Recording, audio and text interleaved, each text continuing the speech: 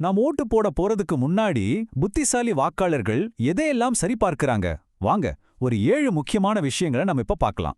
நம்ம ஜனநாயகத்தோட இந்த முக்கியமான கடமை செய்யும்போது எதெல்லாம் மனசுல வச்சுக்கணும்னு இந்த பகுப்பாய்வுல அலசலாம். ஒரு ஒற்றை வாக்கு பார்க்கறதுக்கு சின்னதா தெரியலாம், ஆனா அது ஒரு முழு தேசத்தோட எதிர்காலத்தையே வடிவமைக்குது. சும்மா இந்த ஒரு வரியை யோசிச்சு பாருங்களேன். நம்ம ஒவ்வொருத்தரோட தேர்வும் எவ்வளோ பெரிய தாக்கத்தை ஏற்படுத்துது. சரி, அப்போ நீங்க ஓட்டு போட போறீங்க. அதுக்கு முன்னாடி ஒரு வேட்பாளர்கிட்ட எதை பார்க்கணும்? இது சாதாரண கேள்வி இல்ல. ஆனா இதுக்கு ஒரு தெளிவான 7 படிகள் கொண்ட வழிகாட்டுதல் இருக்கு. அதத்தான் நம்ம இப்ப ஆழமா பார்க்க போறோம். முதல்ல ஒரு தலைவரோட குணாதிசயங்களை பார்க்கலாம். அவங்க சொல்ற கொள்கைகள், திட்டங்கள் எல்லாத்துக்கும் முன்னாடி ஒரு தலைவரோட குணம் எப்படிப்பட்டதுங்கிறது தான் அவரோட தலைமைத்துவத்தோட உண்மையான அஸ்திவாரமே.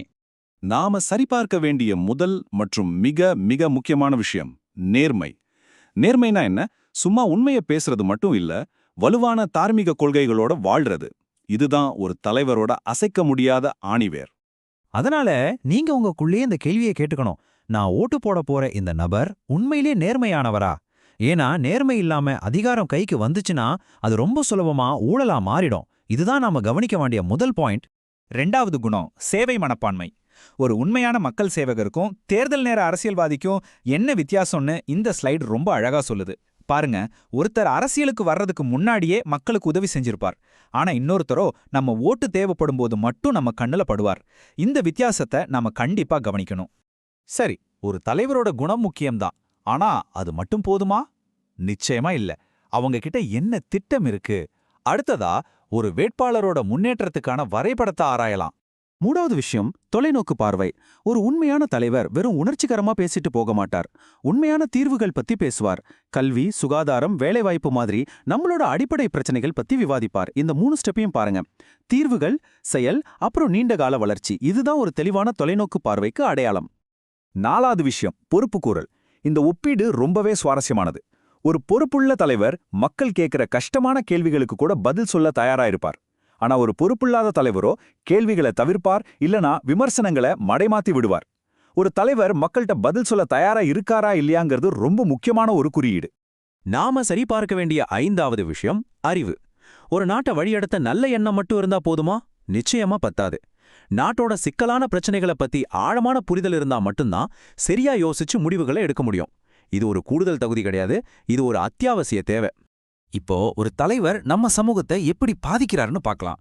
நம்மளோட அடுத்த பகுதி ஒற்றுமைக்கான அழைப்பு. 6வது, ஒருவேளை மிக முக்கியமான கேள்வியே இதுவாட்டம் இருக்கும். இந்த தலைவர் மக்களை ஒன்னா சேர்க்கிறாரா இல்ல ஓட்டுக்காக அவங்கள பிரிக்கிறாரா? யோசிச்சு பாருங்க. பிளவுபட்ட ஒரு தேசம் எப்பவுமே முன்னேற முடியாது. அதனால ஒரு தலைவரோட உண்மையான சோதனை அவரு தேசிய ஒற்றுமையை எப்படி கையாள்றாருங்கிறதுல தான் இருக்கு.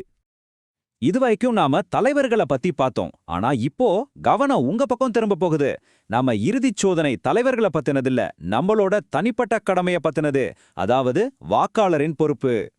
7வது மற்றும் இறுதியான பாயிண்ட் வாக்காளர்களான நம்மளோட பொறுப்பு. ஒரு வேட்பாளரோட தகுதியை வச்சுதான் நாம ஓட்டு போடணும். அவரோட புகழ், நம்ம மனசுல இருக்கிற கோபம், இல்ல சோஷியல் மீடியால பரவுற தற்காலிக ட்ரெண்ட்ஸ் இதெல்லாம் வச்சு ஓட்டு போடக்கூடாது. ஏன்னா இது எல்லாமே உணர்ச்சிகளை தூண்டுமே தவிர ஒரு நாட்டோட எதிர்காலத்தை செதுக்காடு. அதனால கவனமா அறிவுபூர்வமா நாம தேர்வு செய்யணும்.